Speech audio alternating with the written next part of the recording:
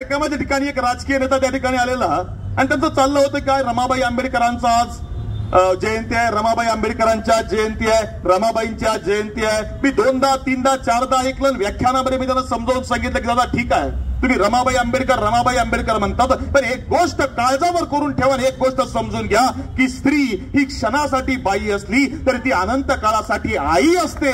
आणि रमाई इथल्या 9 कोटींची आई आहे. आणि ज्यावेळी वेळ पडला, प्रसंग पडला, त्यावेळी आमची रमाई बाबासाहेबांची सुद्धा आई झाली. त्यामुळे पुढच्या वेळी रमाबाई म्हणण्याऐवजी जर रमाई म्हटलं तर ते अधिक उचित ठरेल, कारण रमाई या मातीतल्या करोडोंच्या बहुजनांच्या आई आहेत आणि त्यांचा इतिहास या मातीतल्या प्रत्येकापर्यंत गेला पाहिजे हे तेवढ्या करता विचारधारा आहेत. कारण आज आई या देशामध्ये, या मातीमध्ये स्त्रियांना किती सन्मान मिळतोय हे तुम्ही आम्ही बघतोय. म्हणजे भारतीय राज्यघटनेनुसार बाबासाहेबांनी स्त्रियांना अधिकार दिले. भारतीय राज्यघटनेमध्ये स्त्रियांना बाबासाहेबांनी सन्मान, उचित न्याय, समान अधिकार बाबासाहेबांनी दिला. पण आज देशामध्ये ती परिस्थिती आम्हाला दिसत नाही. म्हणजे परिस्थिती अशी आहे की भारताच्या संसदेचं ज्यावेळी उद्घाटन झालं, सेंट्रल विस्टा तिचं नाव ठेवलं गेलं आणि ज्यावेळी सेंट्रल विस्टाचं उद्घाटन चालू होतं त्यावेळी माझ्यासारख्याची नजर भारताच्या प्रथम नागरिक असणाऱ्या, महामहिम असणाऱ्या एका महिलेला सुद्धा होती की बाबासाहेबांनी स्त्रियांना समान अधिकार दिला होता, पण देशाचं प्रथम नागरिकत्व असणारी स्त्री आम्हाला त्या ठिकाणी कुठंच दिसत नव्हती. मी म्हटलं ठीक आहे,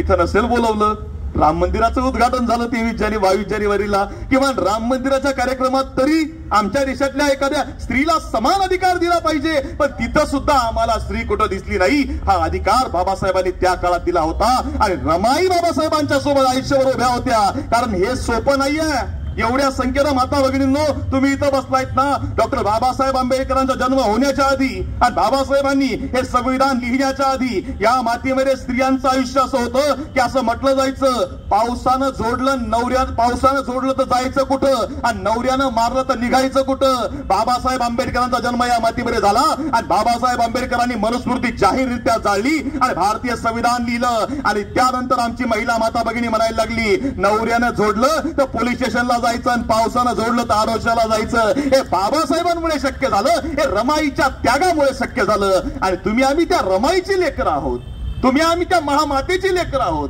कारण जर बाबासाहेबांच्या सोबत रमाईनं साथ दिली नसती, माझा साधा प्रश्न आहे, काय त्याग केला असेल? म्हणजे तुम्ही आम्ही माता आहेत, तुम्ही आम्ही मुलाला जन्म देणाऱ्या, मुलाला घडवणाऱ्या माता आहेत, आमची रमाई महामाता आहे. याचं कारण काय असेल? याचं कारण ज्यावेळी तुम्ही आम्ही चालतो ना, त्यावेळी लक्षात येतं की डॉक्टर बाबासाहेब आंबेडकर हे बॅरिस्टर आहेत. त्या काळात आजही कुठे पोलीस स्टेशनच्या बाहेर, एखाद्या कोर्टाच्या बाहेर जाऊन बघा, वकिलांची संपत्ती जी आहे किंवा वकिलांचा पैसा जो आहे, वकिलांकडे येणारा पैसा हा प्रचंड असतो.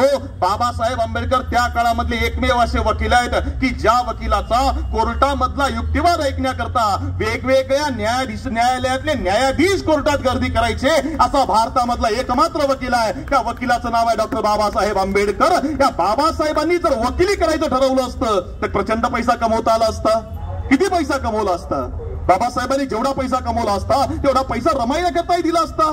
बाबासाहेब कायदा मंत्री होते, प्रचंड पैसा कमवता आला असता. बाबासाहेब राजकारणामध्ये होते, बाबासाहेब समाजकारणामध्ये होते. बाबासाहेबांनी कॉमर्सच्या डिग्र्या घेतल्या होत्या. व्यवसाय करायचं ठरवलं असतं तर टाटा, बिर्ला, अंबानीला बाबासाहेबांनी कधीच मागे टाकलं असतं. पण बाबासाहेबांनी हे सगळं सोडलं आणि बाबासाहेब आणि रमाईंनी आपल्या सर्वस्वाचं दान या मातीमधल्या समाजाकरता करून टाकलं आणि त्या बळावर तुम्ही आम्ही उभे आहोत. आणि बाबासाहेबांनी तर आपल्या सर्वस्वाचं दान केलंच, पण त्यासोबत आमच्या रमाईनं सुद्धा आपल्या कष्टाचं आयुष्यात आणि संसाराचं दान सुद्धा तुमच्या आमच्या करता केलं. आणि म्हणून रमाई त्यागमूर्ती झाल्या, म्हणून रमाई महामाता झाल्या. आणि म्हणून रमाईंचा जो विचार आहे हा या मातीतल्या शेवटच्या घटकापर्यंत पोहोचला पाहिजे, तेवढ्या करता तुमचा आमचा प्रयत्न आहे. सातत्यानं गेली अनेक वर्ष विठ्ठलराव दादा असतील, आमच्या लताई असतील किंवा कुणाल दादा असतील किंवा ही संपूर्ण टीम असेल, गेली अनेक वर्ष या ठिकाणी रमाई महोत्सव साजरा करते. या ठिकाणी राष्ट्रपतींच्या हस्ते पुतळ्याचं अनावरण त्यांनी केलं. आणि हे सगळं करत असताना विचार एक आहे काय की रमाईचा इतिहास हा जगासमोर गेला पाहिजे, रमाई जगासमोर गेल्या पाहिजेत, रमाई जगाला समजल्या पाहिजेत. कोण रमाई, काय इतिहास सांगायचा, काय केलं असं या मातीनं? खर तर एका सामान्य गरीब कुटुंबामध्ये जन्माला आलेली स्त्री, एका आई वडिलांच्या पोटी जन्म घेतला आणि घरामध्ये 4 भावंड, 3 बहिणी, 1 भाऊ आणि त्यामध्ये दुसऱ्या नंबरला असणारी आमची रमाई. मोठ्या बहिणीचं लग्न झालं त्यानंतर दुर्दैवानं आईचा मृत्यू झाला. आईच्या